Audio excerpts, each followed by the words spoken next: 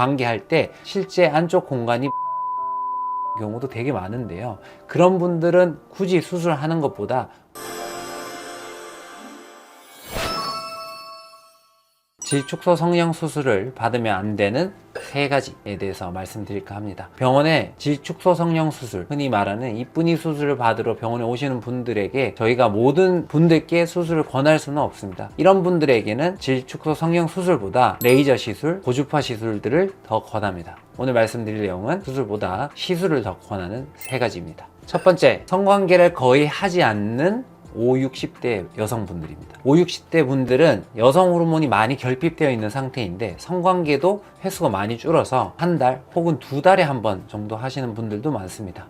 이런 분들이 이제 오랜만에 하거나 혹은 남편이 성관계 할 때 너무 헐겁다고 해서 질 안쪽을 좁히러 오시는 분들이 있는데요.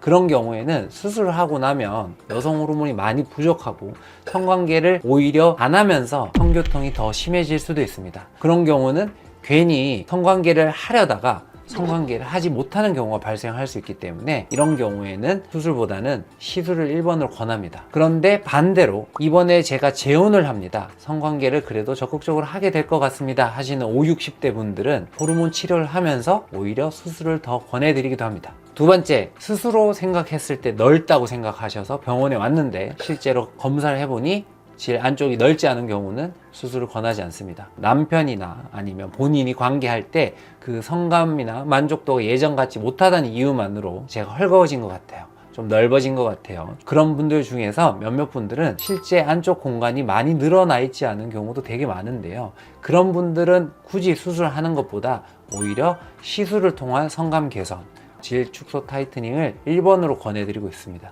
물론 좁은 공간도 수술을 통해서 질 안쪽까지 좁혀주면 도움이 되는 경우도 있습니다. 하지만 넓지 않은 경우에 수술을 해서 얻게 되는 그런 이점보다는 시술을 통해서 얻을 수 있는 이점들이 더 크기 때문에 검사 후에 수술보다 시술이 더 좋을 것으로 생각되는 분들께는 시술을 권해드리고 있죠. 성의학을 전문으로 하는 병원에 가셔서 질압도 측정해 보시고 내진을 해서 그 안쪽 공간이 객관적으로 얼마나 넓은 것인지, 순수하게 남자 파트너의 성기 강직도가 떨어져서 성감이 떨어지는 것은 아닌지에 대해서 평가해 보는 것이 좋습니다. 세 번째, 성관계를 할 때 성교통이 있는 분들께는 수술을 1번으로 권하지 않습니다. 질축소 성형 수술이 질의 가장 안쪽부터 바깥쪽까지 늘어나 있는 조직을 잘라내고요, 꼬매면서 볼록볼록한 주름을 만들어주는 수술이지만 아무래도 수술이다 보니까 이 안쪽 점막도 흉터가 생기고 새로운 살이 생기면서 딱딱한 섬유 조직들이 생길 수밖에 없습니다. 성교통이 심하신 분들 중에는 그런 섬유 조직이 너무 많아서 불편한 분들이 있기 때문에 이런 분들은 수술하면서 통증이 더 심해지는 분도 있습니다. 그래서 성교통이 과도하시거나 힘든 분들께